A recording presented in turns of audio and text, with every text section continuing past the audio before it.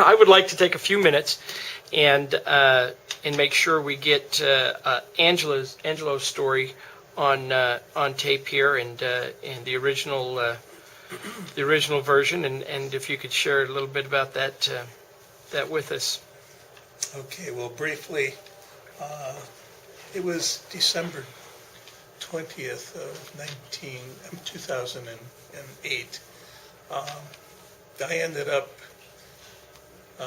at home having a problem. My wife ended up calling the paramedics. I couldn't breathe, and I was rushed to the hospital.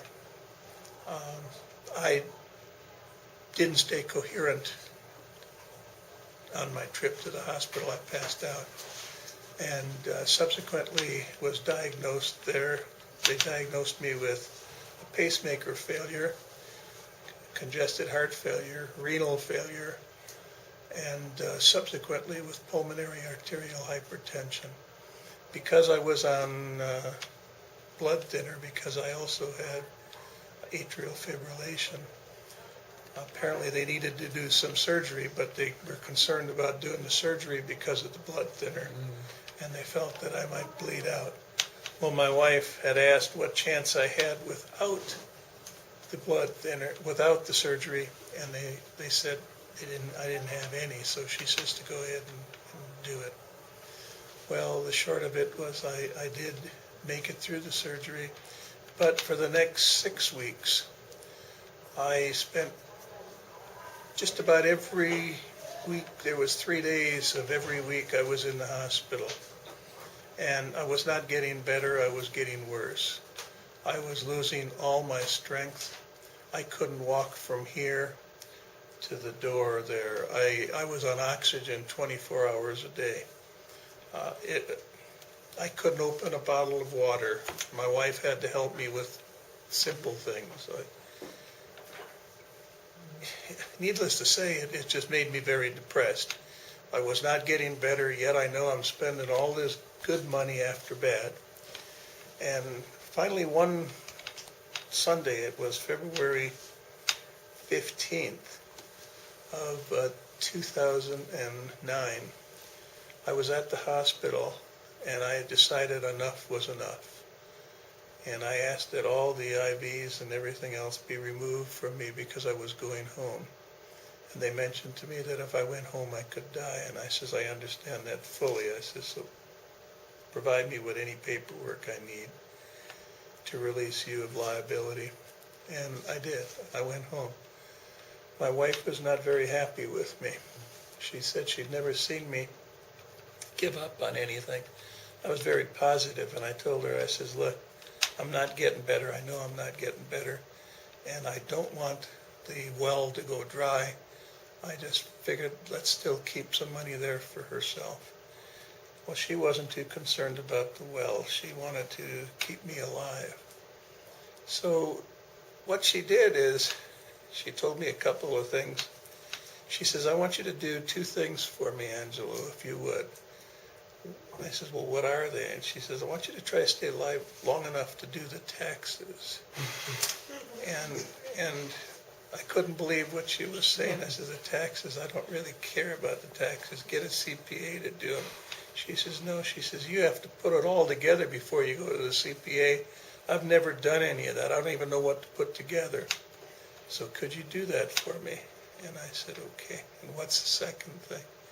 Second thing, she says, I know where you want to be buried because I have a crypt. She said, but I don't know what type of a funeral service that you want. So I want you to write everything down for me. I says, Arlene, I don't care. Just have the service that you want. She said, no, I want you to write it down for me. Well, at the time I wasn't thinking about what she was trying to do. She was just trying to get me because she knows if I do something, I go on a mission to do it. I'm going to do it. So I said, okay, I'll try. As fate has it, the next day I had a pre-scheduled appointment at the congested heart failure clinic here. And so I came to it at her request because I wasn't going to come to it. She says for me to come to it. And so I did come to the heart failure clinic, and Dan and Dr. Siva told me at that time, they said, look, they use all these words like you're medically managed to the maximum extent. We really can't do anything further, but we want to put you on this study. And I studied, what's the study? It's a dietary supplement we want you to take. Well, I couldn't believe what I'm hearing. All right. Yet Arlene is listening, and she's saying, what do we have to do? And he says, we've got to take this stuff and take a bunch of tests, and, And she says, okay, we'll do it. And I'm thinking to myself, we'll do it. She's telling me, yeah, we'll do it. And I says, I'll do it, okay. Well, I did. I started taking this twice a day. Coming here, I think at that time I was coming once or twice a week at that time, taking all the tests. They were extensive tests. I mean, it didn't seem like they'd ever end. And after the first week, I have to say, I thought I felt better. But I also thought that everything was going bad on me, that it was my mind that was also starting to go bad, that I'm beginning to think I'm feeling better. It's kind of like the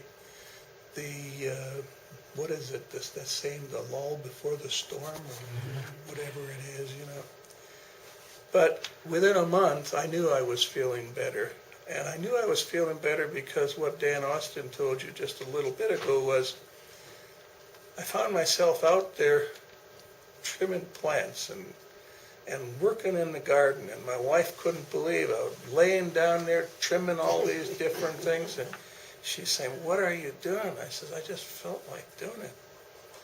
And this was within a month. Within 3 months, I have to tell you, she was the one who told me that she felt I had more energy than she'd ever seen me had in all the times we were married.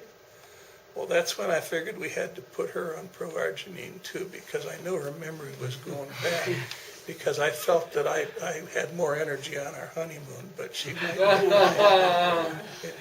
possibly right there too. But that's sort of how I got on the study, and since that time, I'm still taking my pro-arginine. I'm taking 2 scoops twice daily.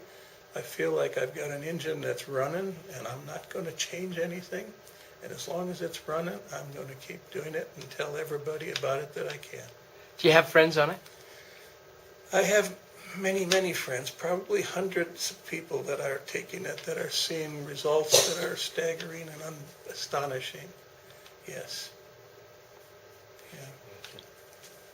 Thank you very much, Angelo. You're very Appreciate welcome. you sharing it with us. Mm-hmm.